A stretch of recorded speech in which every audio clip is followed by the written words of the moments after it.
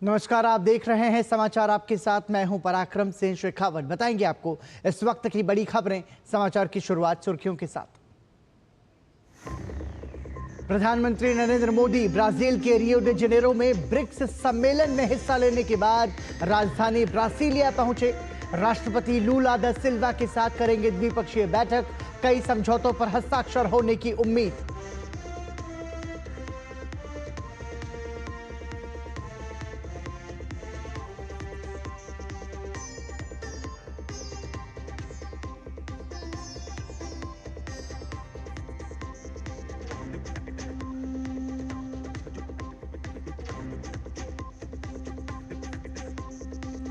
BRICS सम्मेलन से इतर प्रधानमंत्री की उरुग्वे के राष्ट्रपति से द्विपक्षीय मुलाकात। साझा हितों और ग्लोबल साउथ के मुद्दों पर जोर। बोलिविया के राष्ट्रपति के साथ द्विपक्षीय बैठक में व्यापार, डिजिटल तकनीक जैसे मुद्दों पर हुई चर्चा।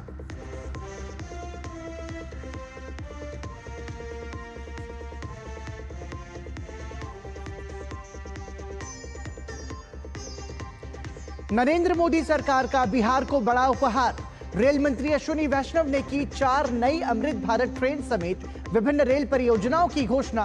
2 software technology park of India का भी होगा जल्द उद्घाटन।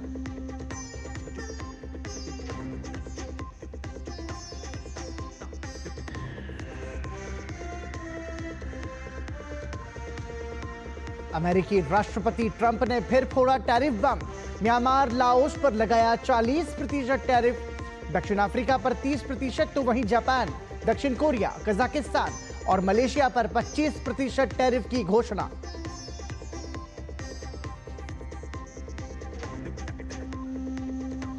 और नोवाक जोकोविच ने अपने 8वें विंबलडन खिताब की तरफ बढ़ाए मजबूती से कदम। एलेक्स डी मिनोर को हराकर क्वार्टर फाइनल में बनाई जगह।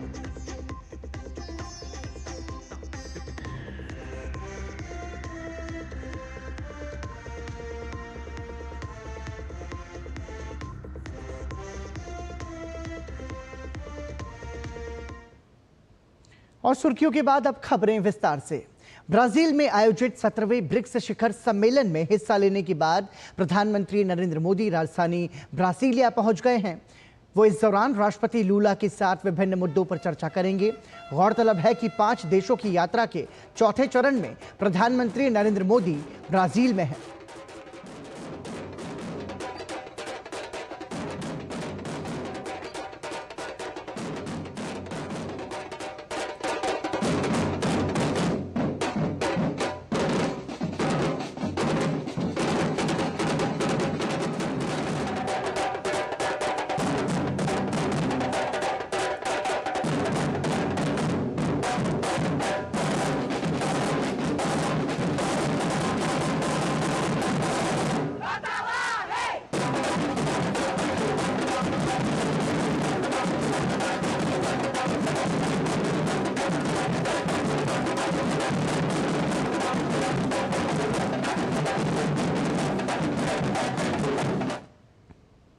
प्रधानमंत्री नरेंद्र मोदी ने अपनी ब्राजील यात्रा को उपयोगी बताया है। उन्होंने सोशल मीडिया हैंडल एक्स पर एक वीडियो साझा करते हुए लिखा कि मेरी ब्राजील यात्रा का रियो चरण बहुत ही उपयोगी रहा। ब्रिक्स शिखर सम्मेलन में हमने व्यापक विचार विमर्श किया। उन्होंने राष्ट्रपति लूला और ब्राजील सरकार को उनके ब्रिक्स प्रेसिडेंसी के दौरान इस मंच को और भी अधिक प्रभावी बनाने के लिए किए गए काम के लिए बधाई दी। साथ ही प्रधानमंत्री नरेंद्र मोदी ने कहा कि वैश्विक नेताओं के साथ हुई द्विपक्षीय बैठकें विभिन्न देशों के साथ भारत की मित्रता को भी बढ़ावा देंगी।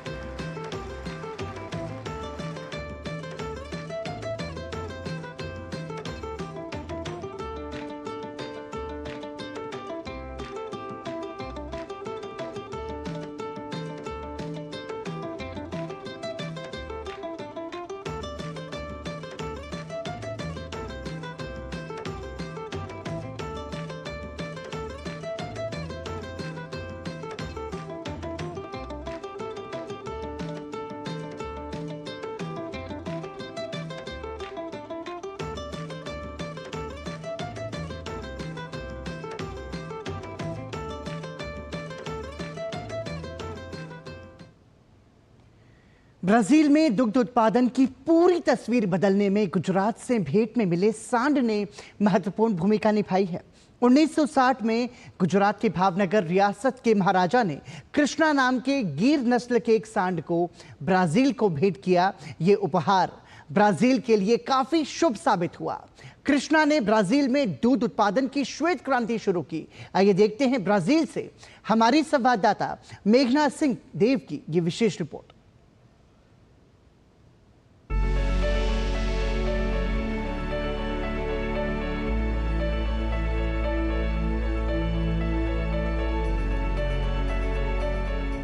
भारत और ब्राजील को एक अद्भुत कहानी जोड़ती है। बात है साल 1960 की, जब गुजरात के भावनगर रियासत के महाराजा कृष्ण कुमार सिंह जी गोहिल ने कृष्णा नाम के गिर नस्ल के एक सांड को ब्राजील को भेंट किया और इसी से ब्राजील में शुरू हुई दूध उत्पादन की एक श्वेत क्रांति। फिर 1962 में गुजरात से बड़ी संख्या में आई गिर और कांकरेज गायों ने भी इस श्वेत क्रांति को गति दी।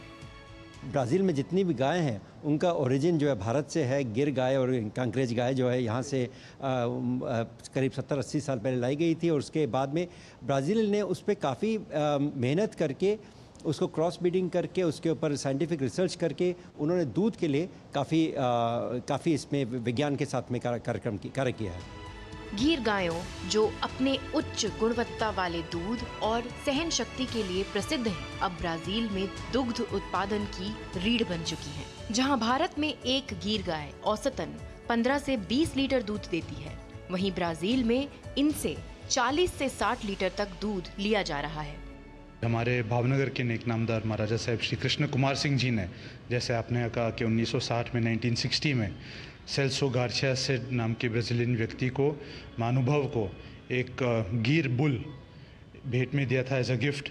और तब से आज तक हम काफ़ी सीख सकते हैं हमारे ब्राज़ीलियन के भाइयों और बहनों से कि उन्होंने के इस गिफ्ट की कदर कितनी की है।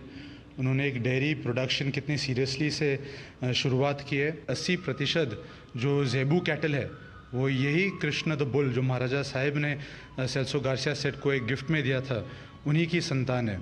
Brazil is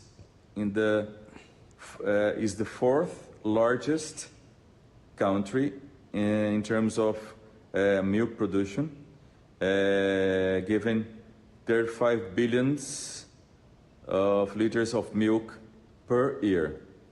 So we thank India for this magnificent gift for us, for Brazil, for my family.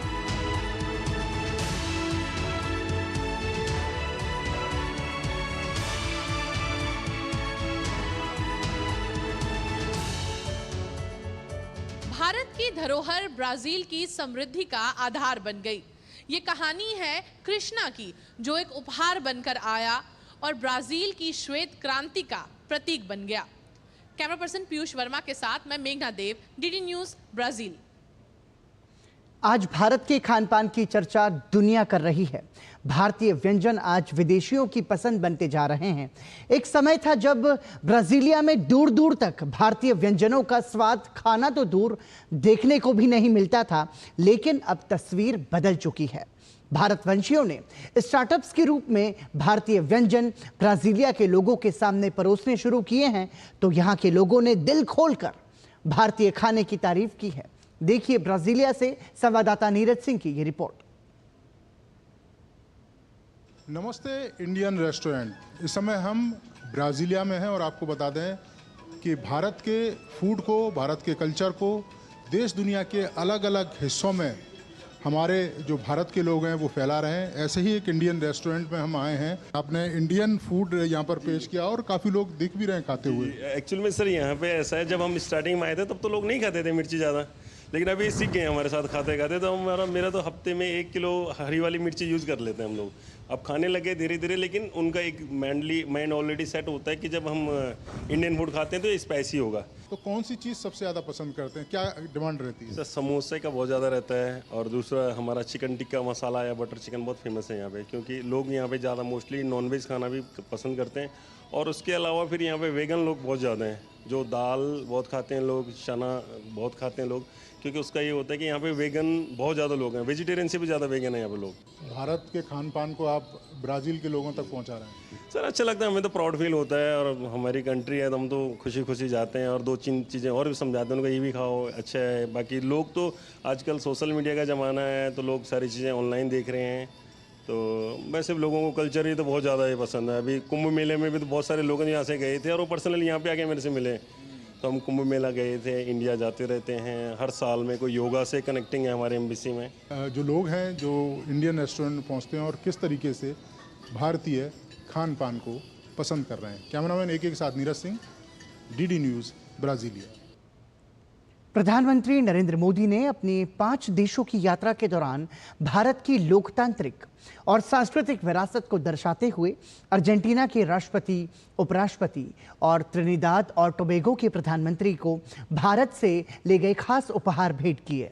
इस दौरान उन्होंने भारतीय संस्कृति की धरोहर को उपहार स्वरूप भेंट दिया। ये उपहार भारतीय संस्कृति और मूल्यों के साथ ही अर्जेंटीना और त्रिनिदाद और टोबैगो के साथ भारत के मजबूत संबंधों को दर्शाते हैं। प्रधानमंत्री नरेंद्र मोदी ने अपनी अर्जेंटीना यात्रा के दौरान अर्जेंटीना के राष्ट्रपति हावियर मिलेई को उपहार स्वरूप फूड साइड स्टोन बेस पर हाथ से उकेरा गया चांदी का शेर भेंट किया है। फूड साइड स्टोन बेस पर हाथ से उकेरा गया चांदी का यह शेर राजस्थान की प्रसिद्ध धातु कर्म और रत्न कला का एक शानदार उदाहरण है। यह उपहार देश की समृद्ध कलात्मक और भूवैज्ञानिक विरासत को खूबसूरती से दर्शाती है। वहीं प्रधानमंत्री नरेंद्र मोदी ने अर्जेंटीना के उपराष्ट्रपति विक्टोरिया विलारुएल को उपहार स्वरूप मधुबनी पेंटिंग भेंट में दिया। सूर्य की यह मधुबनी पेंटिंग बिहार के मिथिला क्षेत्र की भारत की सबसे पुरानी लोक कला परंपराओं में से एक है, जो इसकी खूबसूरती को दर्शाती है। प्रधानमंत्री नरेंद्र मोदी ने त्रिनिदाद और टोबैगो की यात्रा के दौरान त्रिनिदाद और टोबैगो के प्रधानमंत्री कमला प्रसाद बिसेसर को उपहार स्वरूप सरयू नदी के पवित्र जल से भरा कलश दिया। सरयू नदी के पवित्र जल से भरा यह कलश पवित्रता, आशीर्वाद और आध्यात्मिक कृपा का एक पूजनीय प्रतीक है।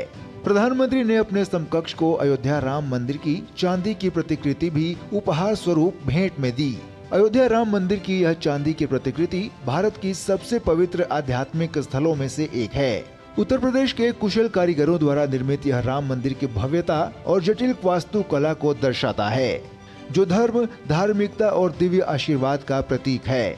पूरी तरह से शुद्ध चांदी से बना यह छोटा मंदिर पवित्रता, भक्ति और सांस्कृतिक गौरव का प्रतीक माना जाता है।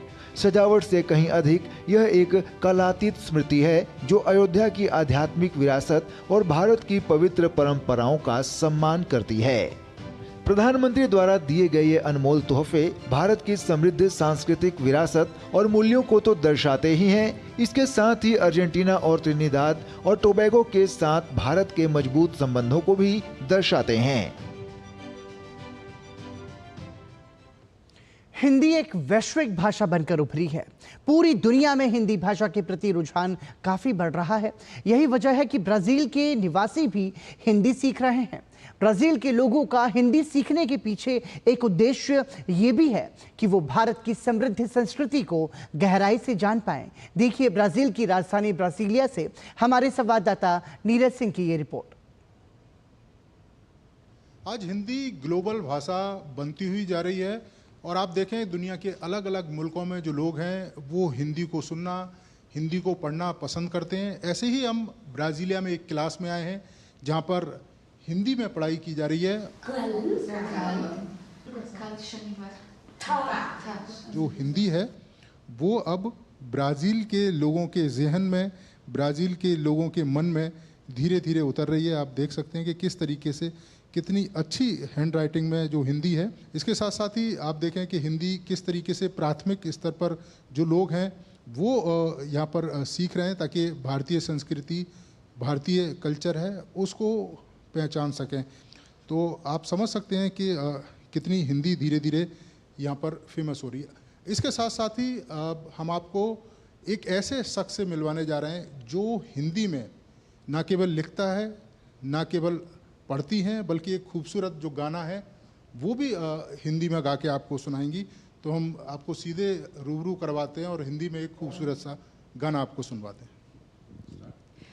चोरी चोरी हम गोरी से प्यार करेंगे, चुपके चुपके दिल की बातें यार करेंगे, आने वाली कब आएगी कोई दे बता, तुम रहे हैं जाने कब से हम उसका पता, आजा आजा आजा आजा आजा आजा आजा। तो ये आपने देखा कितना खूबसूरत तरीके से हिंदी गाना सुनाया। और यही खूबसूरती है हिंदी की कि दुनिया के अलग अलग मुल्कों में जो लोग हैं वो हिंदी सीख रहे हैं और एक तरीके से हिंदी को काफ़ी समृद्ध कर रहे हैं। और ये लोग भी भारतीय भाषा, भारतीय संस्कृति, भारतीय कल्चर उसको जानना चाहते हैं। कैमरामैन लोकनाथ के साथ Neeraj Singh, DD news, Brasilia. केंद्रीय वित्त मंत्री निर्मला सीतारमण ने रियो डी जेनेरो में ब्रिक्स वित्त मंत्रियों और केंद्रीय बैंक गवर्नर्स की बैठक में भाग लिया। उन्होंने भारत की मजबूत घरेलू मांग, विवेकपूर्ण आर्थिक प्रबंधन और लक्षित नीतिगत उपायों के चलते दिखाई गई आर्थिक लचीलापन को रेखांकित किया। उन्होंने कहा कि भारत ने व्यापार और वित्तीय प्रतिबंधों के जवाब में संरचनात्मक सुधारों पर जोर दिया है, जिससे बाजारों में विविधता, बुनियादी ढांचा विकास और प्रतिस्पर्धा बढ़ी है। निर्मला सीतारमण ने ब्रिक्स को समावेशी बहुपक्षवाद का महत्वपूर्ण मंच बताया और ग्लोबल साउथ की आवाज को मजबूत करने की जरूरत पर जोर दिया। उन्होंने कहा कि जलवायु और विकास लक्ष्यों में ग्लोबल साउथ सहयोग महत्वपूर्ण है, लेकिन जलवायु कार्रवाई का मुख्य बोझ ग्लोबल साउथ पर नहीं डाला जाना चाहिए।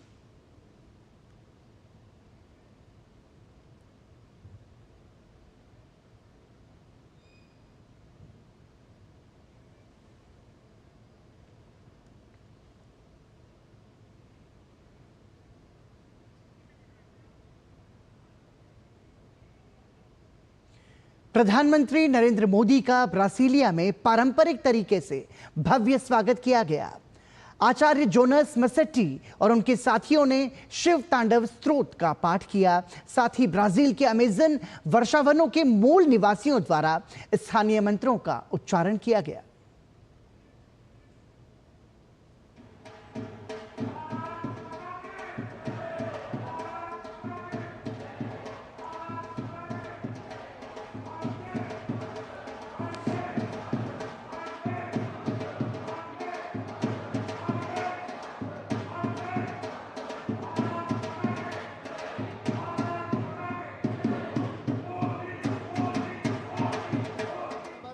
विनायकाय सर्वकार्यकर्त्रे सर्वविघ्नप्रशमनाय सर्वराजवशीकरणाय सर्वजना सर्वश्री सर्वपुरुष आकर्षणाय श्री ओम नमः स्वाहा।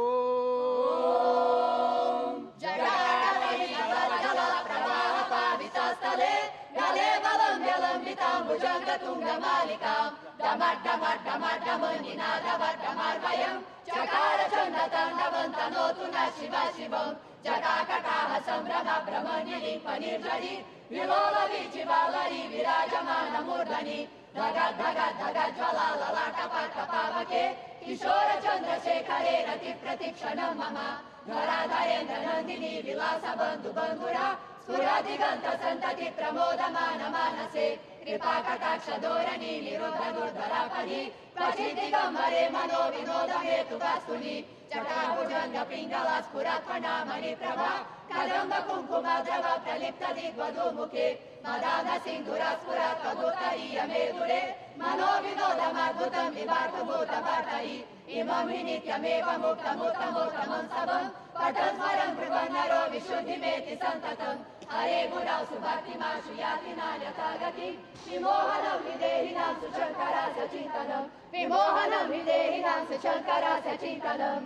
ओम शवा शवा शवा शवा शवा शवा शवा शवा शवा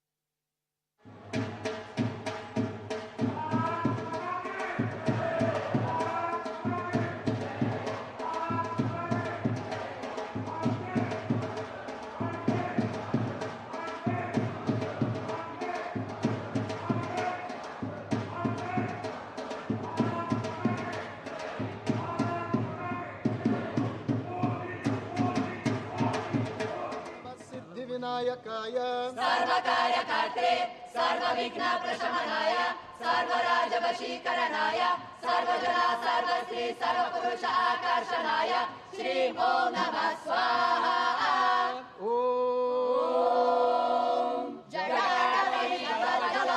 जलप्रवाहपावितस्थले गले बलम्ब्यलम्बिताम्बुजङ्गतुङ्गमालिकां डमड्डमड्डमड्डमनिनादवड्डमार्वयम् चकार छन्दताण्डवन्तनोतु न शिव शिवम् जटाकटाह सम्भ्रम भ्रमनिलिम्पनिर्झरि विलोल विचिवालरि विराजमानमूर्धनि धग धग धग ज्वला ललाटपटपावके किशोर चन्द्रशेखरे रति प्रतीक्षणं मम धराधरेन्द्र नन्दिनी विलास बन्धु बन्धुरा स्फुरदिगन्त सन्तति प्रमोदमान मानसे कृपा कटाक्ष धोरणी निरुद्ध दुर्धरापदि क्वचि दिगम्बरे मनो विनोद हेतु वस्तुनि जटाभुजङ्ग पिङ्गल स्फुरत्फणामणि प्रभा कदम्ब कुङ्कुम द्रव प्रलिप्त दिग्वधूमुखे मदान सिन्धुर स्फुरत् कदुत्तरीय मेदुरे मनो विनोदमद्भुतं विभातभूतभर्तरि इमं हि नित्यमेव मुक्तमुत्तमोत्तमं सबं पठन् स्मरन् ब्रुवन् नरो विशुद्धिमेति सन्ततम् हरे गुरौ सुभक्तिमाशु याति नान्यथा गतिं विमोहनं विदेहिनां सुशङ्करस्य चिन्तनं विमोहनं विदेहिनां सुशङ्करस्य चिन्तनम्। ओम शवा शवा शवा शवा शवा शवा शवा शवा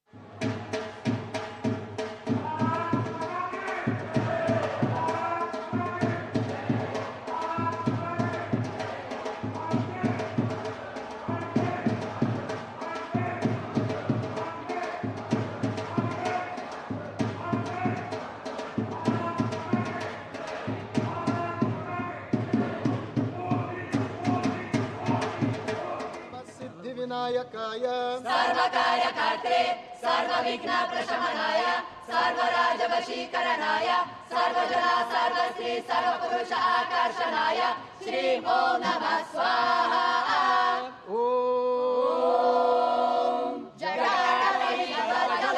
जलप्रवाहपावितस्थले गले बलम्ब्यलम्बिताम्बुजङ्गतुङ्गमालिकां डमड्डमड्डमड्डमनिनादवड्डमार्वयम् चकार छन्दताण्डवन्तनोतु न शिव शिवम् जटाकटाह सम्भ्रम भ्रमनिलिम्पनिर्झरि विलोल विचिवालरि विराजमानमूर्धनि धग धग धग ज्वला ललाटपटपावके किशोर चन्द्रशेखरे रति प्रतीक्षणं मम धराधरेन्द्र नन्दिनी विलास बन्धु बन्धुरा स्फुरदिगन्त सन्तति प्रमोदमान मानसे कृपा कटाक्ष धोरणी निरुद्ध दुर्धरापदि क्वचि दिगम्बरे मनो विनोद हेतु हेतुवास्तुनि जटाभुजंग पिंगला स्फुरत्फणामणि प्रभा कदम्ब कुङ्कुमद्रव प्रलिप्त दिग्वधूमुखे मदान सिन्धुरा स्फुरत् कगोत्तरीय मेदुरे मनोविनोदमद्भुतं विवार्तभूतभर्तरि इमं हि नित्यमेव मुक्तमुत्तमोत्तमं सबं पठन् स्मरन् ब्रुवन् नरो विशुद्धिमेति सन्ततम् हरे गुणौ सुभक्तिमाशु याति नान्यथा गतिं विमोहनं विदेहिनां सुशङ्करस्य चिन्तनं विमोहनं विदेहिनां सुशङ्करस्य चिन्तनम् ओम शवा शवा शवा शवा शवा शवा शवा शवा शवा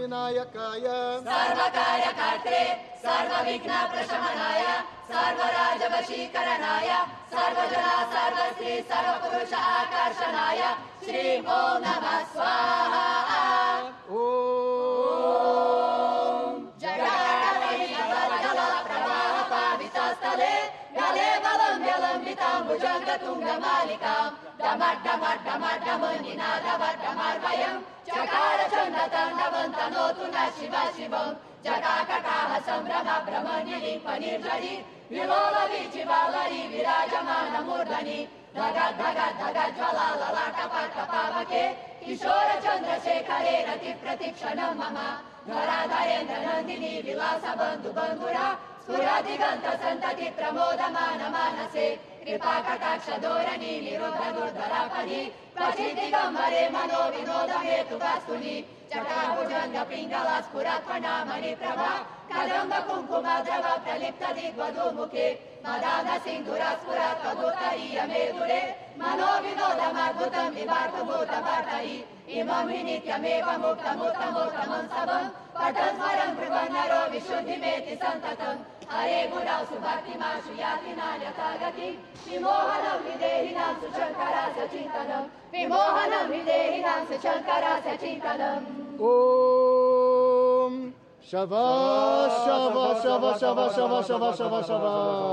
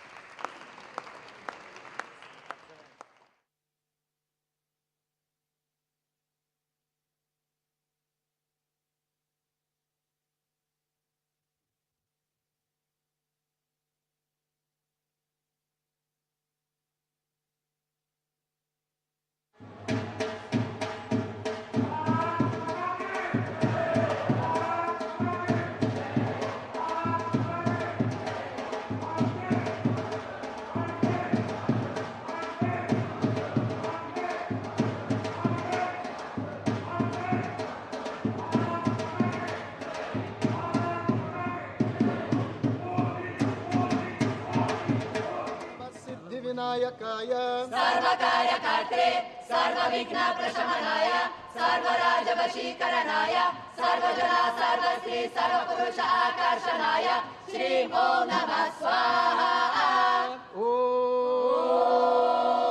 जलप्रवाहपावितस्थले गले बलं व्यलम्बितां भुजङ्गतुङ्गमालिकां डमड्डमड्डमड्डमनिनादवड्डमर्वयं चकार चण्डताण्डवन्तनोतु न शिव शिवं जटाकटाह सम्भ्रम भ्रमनिलिम्पनिर्झरि विलोलवीचिवालरि विराजमानमूर्धनि धग धग धग ज्वलाललाटपटपावके किशोर चन्द्रशेखरे रति प्रतिक्षणं मम धराधरेन्द्र नन्दिनी विलास बन्धु बन्धुरा स्फुरदिगन्त सन्तति प्रमोदमान मानसे कृपा कटाक्ष धोरणी निरुद्ध दुर्धरापदि क्वचि दिगम्बरे मनो विनोद हेतु वस्तुनि जटाभुजङ्ग पिङ्गला स्फुरत्वनामणि प्रभा कदम्ब कुङ्कुम द्रव प्रलिप्त दिग्वधू मुखे मदान सिन्धुर स्फुरत् तदुत्तरीय मेदुरे मनो विनोदमद्भुतं विभातभूतभर्तरि इमं हि नित्यमेव मुक्तमुत्तमोत्तमं सबं पठस्वरं ब्रुवन्नरो विशुद्धिमेति सन्ततं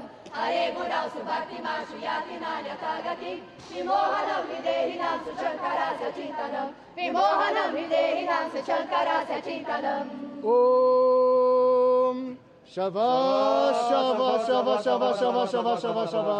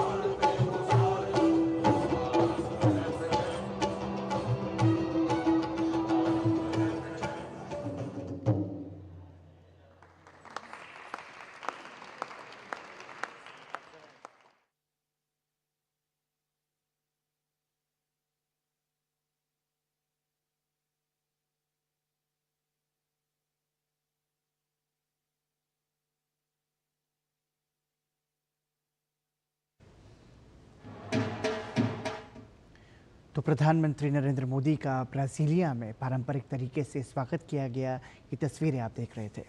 बढ़ते अगली खबर की ओर। लखनऊ में शिया धर्मगुरु मौलाना कल्बे जव्वाद ने कहा है कि सपा सरकार में भर्ती पुलिस वाले प्रदेश में दंगा भड़काना चाहते हैं।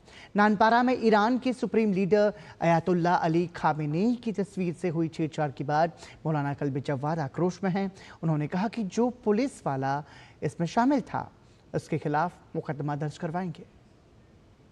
नानपारे में किसी पुलिस अफसर ने बहुत ज़्यादा बदतमीजी की है और वहाँ पर रहबर की जो फ़ोटो उस पर लाठी मारने की कोशिश की, तो हमारे वो धार्मिक रहनुमा हैं, धार्मिक रहबर हैं वो, और उनके साथ बदतमीजी की गई है। तो ये हमारे जो धार्मिक भावनाओं को आहत किया गया है, इस पर हम लोग FIR करेंगे।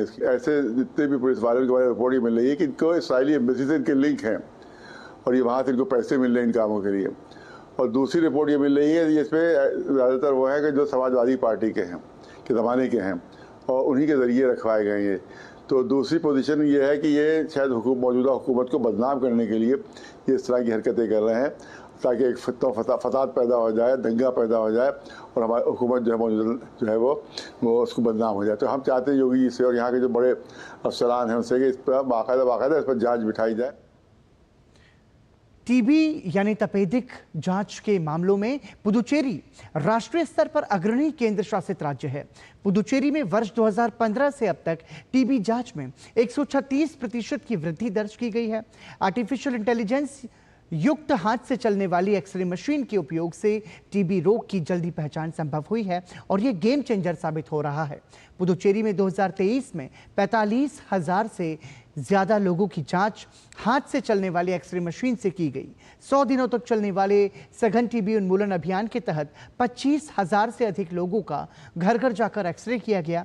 कैसे हाथ से चलने वाली एक्सरे मशीन से टीबी की जांच की जा रही है, पुदुचेरी के आयुष्मान आरोग्य मंदिर में इसका जायजा लिया हमारे संवाददाता नितेंद्र सिंह ने।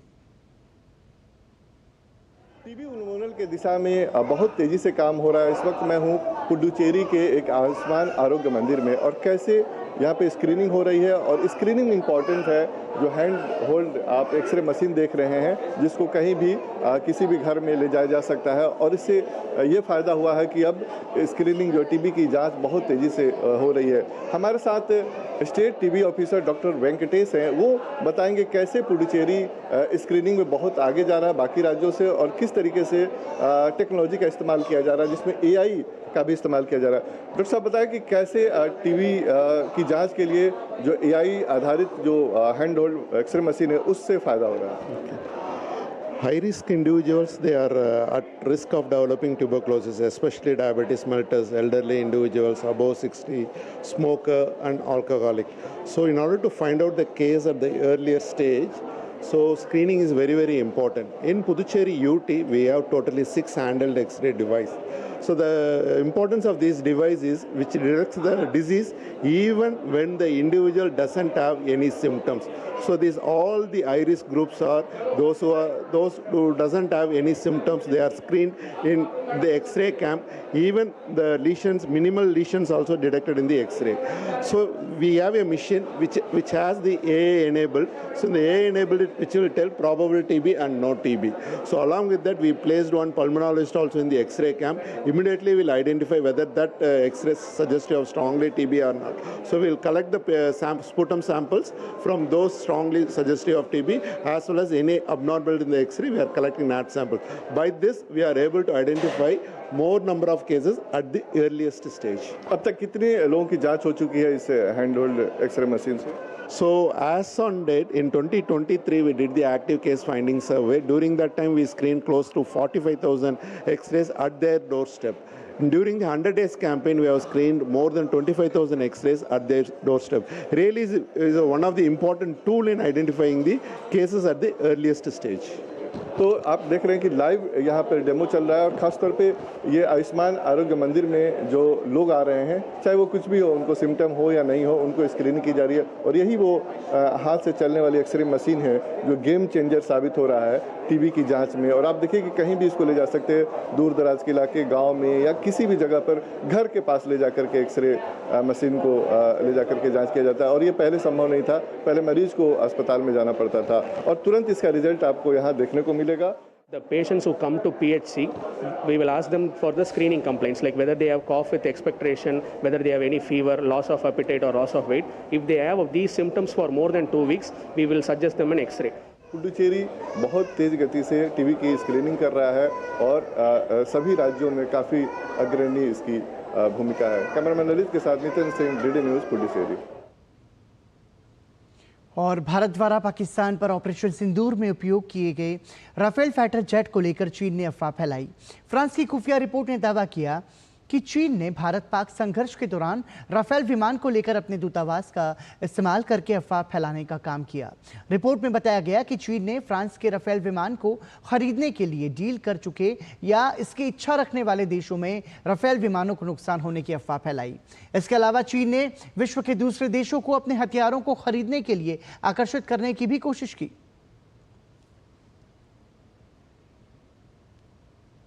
छत्तीसगढ़ के बीजापुर में मुठभेड़ के दौरान सुरक्षा बलों को बड़ी सफलता मिली।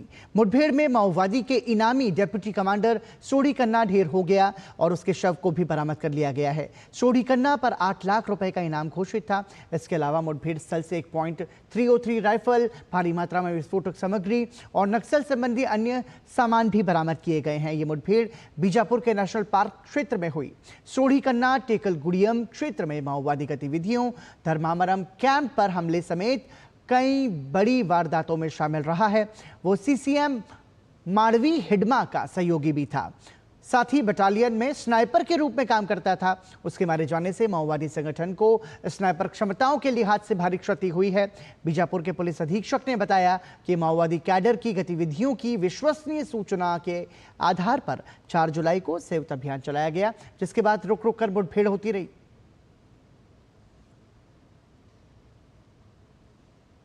अपने शताब्दी वर्ष में राष्ट्रीय स्वयंसेवक संघ किन कार्यक्रमों के जरिए देश के आम लोगों तक पहुंचेगा, इसकी जानकारी साझा करने के लिए दिल्ली में एक प्रेस वार्ता हुई। संघ शताब्दी वर्ष में देश भर में करीब 1 लाख हिंदू सम्मेलनों का आयोजन करेगा। संघ के अखिल भारतीय प्रचार प्रमुख सुनील आंबेकर ने कहा कि देश की तरक्की से आम लोगों का विकास हो रहा है, तो मातृभाषा को प्राथमिक स्तर पर शिक्षा में शामिल किया जाना चाहिए। राष्ट्रीय स्वयंसेवक संघ शताब्दी वर्ष में प्रवेश करने जा रहा है। इसके मद्देनजर संघ देश भर में सामाजिक सद्भाव को बढ़ाने के लिए सम्मेलनों का आयोजन करेगा। शताब्दी वर्ष में देश भर में करीब 1 लाख हिंदू सम्मेलनों का आयोजन किया जाएगा। अखिल भारतीय प्रांत प्रचारक की बैठक में संघ के कार्य विस्तार और राज्यों में प्रचारकों के अनुभवों पर चर्चा की गई। बैठक में मणिपुर के स्वयंसेवकों द्वारा शांति को लेकर किए जा रहे प्रयासों पर भी चर्चा हुई। संघ का मानना है कि मणिपुर के हालात में सुधार हो रहा है। पिछले वर्ष की तुलना में अगर देखा जाए तो निश्चित रूप से एक थोड़ी शांति आने लगी है, शुरुआत हुई है शांति की, और धीरे धीरे जो हमारी दृष्टि से जो दोनों तरफ संवाद हो रहा है, तो धीरे धीरे रास्ते निकलेंगे इससे। बैठक में इस बात पर भी चर्चा की गई कि देश प्रगति कर रहा है और आम लोग उस प्रगति में अपनी भूमिका निभा रहे हैं। देश में नक्सल समस्या से निपटने में मिली सफलता पर आरएसएस ने कहा कि यह अच्छी बात है कि नक्सलवाद के हिंसात्मक गतिविधियों के खिलाफ कार्रवाई की जा रही है। आरएसएस ने कहा है कि महाराष्ट्र में सभी भारतीय भाषा राष्ट्रीय भाषा है। संघ ने मातृभाषा में प्राथमिक स्तर पर शिक्षा दिए जाने की वकालत की है। संघ की मतलब बहुत पहले से ये भूमिका है कि भारत की सभी भाषा राष्ट्रीय भाषा है और अपने अपने जगहों पर लोग अपनी अपनी भाषा में और बातें करते हैं। प्राथमिक शिक्षा उसी में लेना चाहिए, आग्रह भी सबका लगा हुआ है। तो मुझे लगता है ये बात तो पहले से स्थापित है। ऑपरेशन सिंदूर पर भी चर्चा को लेकर एक सवाल के उत्तर में बताया गया कि देश में हुई घटनाओं, समाज में मौजूद स्थिति और अन्य मुद्दों पर भी विस्तार से चर्चा हुई है। संघ को समाज के विभिन्न वर्गों में ऑपरेशन सिंदूर के प्रति उत्साह के बारे में फीडबैक मिला है। कांग्रेस पार्टी के संघ पर बैन लगाने के हाल के बयान से जुड़े एक सवाल के उत्तर में संघ ने साफ कहा है कि पहले भी बैन लगाया गया था, लेकिन उसे वापस लेना पड़ा था। दिल्ली से डीडी न्यूज के लिए शैलेंद्र मिश्र की report. Super United rapid and blitz Croatia में विश्व चैंपियन डी कुकेश और विश्व के नंबर 1 खिलाड़ी मैग्नस कार्लसन के बीच मुकाबला 14 चालों के बाद बराबरी पर समाप्त हुआ। दोनों दिग्गज खिलाड़ियों के बीच इस मुकाबले की खास बात यह रही कि यह मैच महज 65 सेकंड तक ही चला।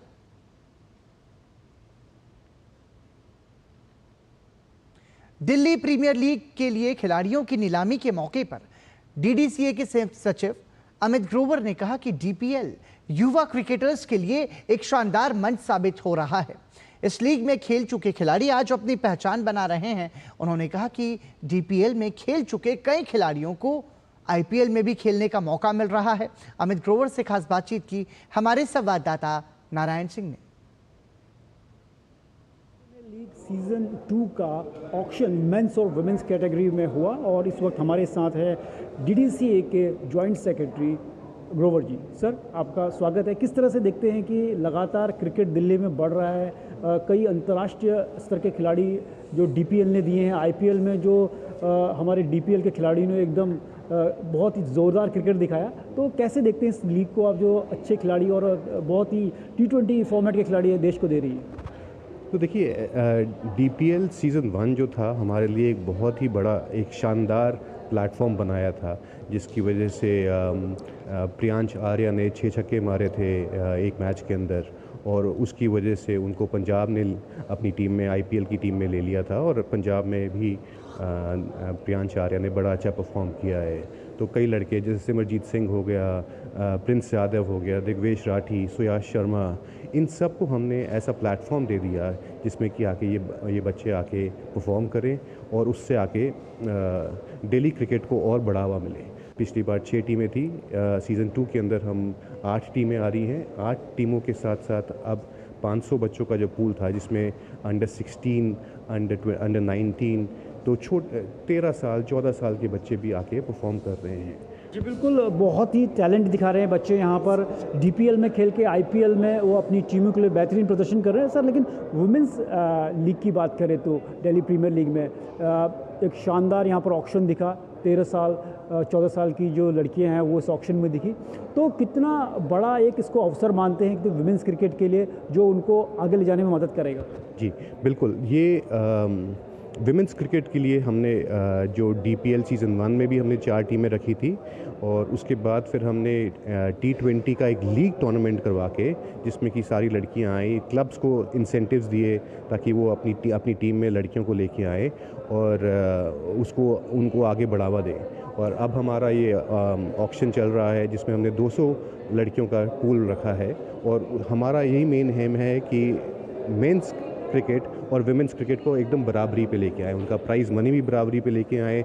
टीम्स आज 4 हैं, हमारे को है कि आने वाले सीजन्स के अंदर हम इन टीम्सों को भी बढ़ा के 8 टीमों तक लेके आएँ। जी बिल्कुल, जिस तरह से DDCA के जॉइंट सेक्रेटरी ने बात की कि कैसे जो हमारी टीम है, महिला टीम है चाहे पुरुष टीम है, एक शानदार मौके बन रहे हैं और मौका मिल रहा है इनको अंतर्राष्ट्रीय स्तर पर अपनी छाप छोड़ने का। और DPL के खिलाड़ियों ने IPL में भी शानदार प्रदर्शन किया और यही सिलसिला जारी रहने वाला है, क्योंकि इसको एक्सपेंड करने की भी प्लान है आने वाले समय में। कैमरा पर्सन अनिल के साथ नारायण सिंह, DD न्यूज़, दिल्ली। और इसी के साथ समाचार में अभी के लिए इतना ही। दीजिए अनुमति, नमस्कार।